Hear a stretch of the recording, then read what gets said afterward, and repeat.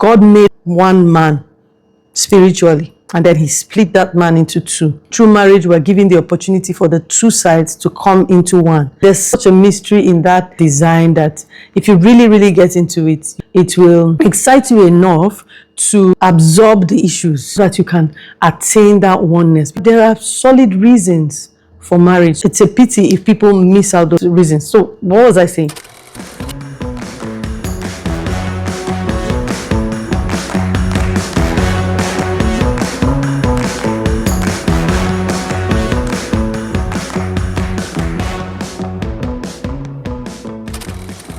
Years ago, prior to marriage, I had gone through a heartbreak, and that season led me into a quest to understand what marriage is all about, to understand why marriage, to understand what's the whole point of, getting married at the end of the day. Because when you really go through a heartbreak, you start to ask yourself, what's the point? And, by asking that question, I was able to be, sincerely asked myself, what's the point? Why do we have to go through the pressure of, getting married, trying to get used to someone, and all that? Why the pressure? And, my quest led me into so many discoveries that just got me excited about marriage. And when it was time to marry, I was very, very eager to get into it. As eager as I was to get into marriage, I didn't fool myself that it's going to be a bed of roses. My understanding of marriage was so solid that it was as though I knew exactly what I was getting into. And I was getting into marriage with the soberness required. And so sometimes when I see how excited people are, I say, yes, it's good to be excited because love is a beautiful thing. Marriage has some marriage, man. It's a good thing. And it's good to be excited about it. But I try to ask, what's the excitement about? Is it just the status change? Or is it the excitement about what you are getting into? I usually tell singles, marriage is not to make us happy. Marriage is to make us holy. God instituted marriage, and he instituted it to give us the opportunity to be able to express love outwardly. God made one man spiritually, and then he split that man into two. And then through marriage, we're giving the opportunity for the two sides to come into one.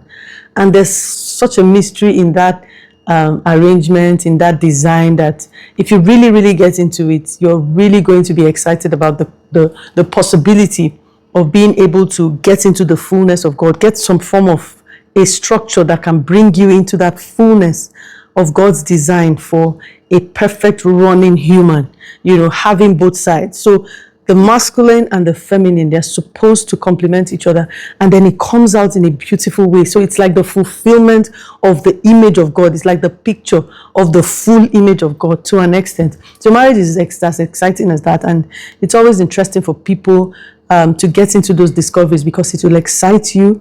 It will excite you enough to more or less absorb the issues, so that you can attain that oneness. Because the Bible doesn't say the two instantly is made one. It says the two shall become one. So there's a becoming that happens. There's a process you need to go through for that becoming to happen. And if you stick to the process and if you stay with it, you enter into those realms that really nobody can talk me out of, marriage. When I see single people, and that's why I have a burden for single people. And I tell you, look, no matter how fixated you are to your career, no matter how fixated you are to what you do, there's a need, there's a deep-seated need, desire for you to express love in the context of marriage, a man and a woman, finding love, building companionship, building partnerships, so there are solid reasons for marriage, solid reasons, and it's a pity if people miss out those reasons. So what was I saying?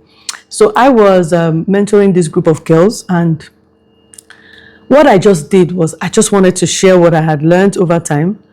And one thing that motivated my desire to mentor girls around ministry, around marriage and all that was, first of all, I didn't want people to go through the delays I went through. It took me some time to figure it out.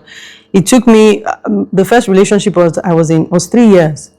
And after 3 years, we broke up, and it took me another 3 years to try and navigate that whole season and, get myself back to be able to enter into another relationship. So all that discovery, years of discovery, basically was unnecessary. If I had known some things, I would have made, my next step decisions faster and gotten married earlier. But that's by the way. I was able to make these discoveries, and these are the reasons why I said I don't want people to go through that. I don't want to have to watch young people that I know, younger ladies that I know, and I was pastoring or I was leading at the time, to go through the maze and everything. So I had to start teaching them the things I had learned, and based on what I taught and based on the way they were positioning themselves, we were able to record a lot of marriages, and till today they are very, very successful marriages, because we've checked, this is like 17 years going, because I've been 17 years in marriage, and up to 80 or more of those marriages are successful today. In fact, then there was so much record of marriages happening from my mentorship group that people began to think about introducing the ladies to my mentoring group and all that. It was simply because I was teaching the principles I had learned. And the summary of the principle is that you enter marriage with your true identity. You need to discover your true identity. You need to develop the requisite capacity, and then you need to deploy your abilities and deploy your maturity with clarity.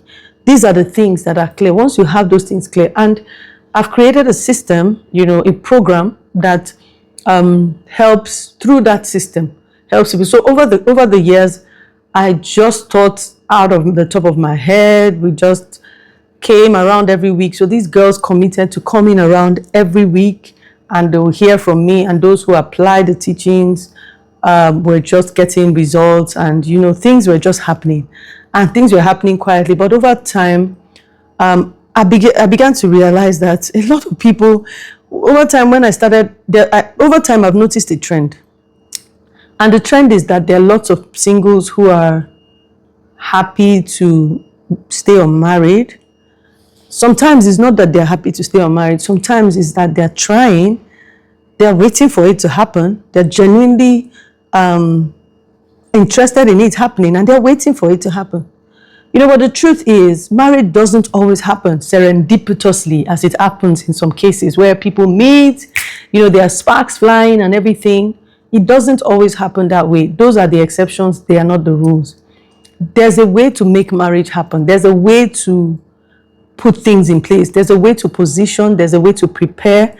There's a way to chart a pathway towards marriage. And these are things that the Bible teaches. The Bible has these principles. They might not be laid out as, step by step and simple. So what we've done is to take these principles and kind of lay them out in a step-by-step way that can be administered to a single person who has reached that critical age, and you really want things to be fast-tracked. You want things to go fast. You don't have time to, you want to cut to the chase. You don't have time to waste. You don't have time to bother about, groping about in the dark. You want a tested framework. You want a tested program that can deliver the results. And what are the results? You're able to discover your true identity. So you're able to, we're going to help you through the teachings to develop your authentic personality profile. We're going to help you develop marriage CV, marriage resume that outlines your qualifications, your experience, your skills, and you know them. You know what it gives you when you know what you have, when you know what you possess. It gives you confidence. So the idea is to build your confidence so that you can approach people with confidence. Sometimes there are singles who are in their 30s, in their 40s. They're not even confidently approaching people. They can't confidently approach people because they're not too sure of things. They're not too clear on things. And so the third step is to give you some clarity as to what is there in reality. Sometimes your standards are set high, maybe standards for yourself or standard for the other person is set so high that is unattainable by any living human on earth. And then you have those standards and you're in the market searching, and it seems like that person is just not showing up. Person is not just showing up because they're not in the market. So you need to, not to lower your standards. That's not what we mean. But you need to be realistic. So the idea is a reality check. These standards you have set, do you even possess them in the first place? And then if you possess them, Is it a compromisable standard or a compromisable requisite? You know, some people can set their standards and they want a certain kind of good-looking man. And that's a standard you're setting, but it doesn't really hold water. These are not the things that make marriage work. And you could stay there and tell yourself, no, this is what I like. And because you're even functioning from the wrong personality, you're not even sure what exactly you like. So it's very, very critical for you to be walking in your true identity. It's very, very critical for you to know exactly where you are at every point in time, so that whatever is coming out from an authentic place, and then whatever you're projecting is able to attract the right person.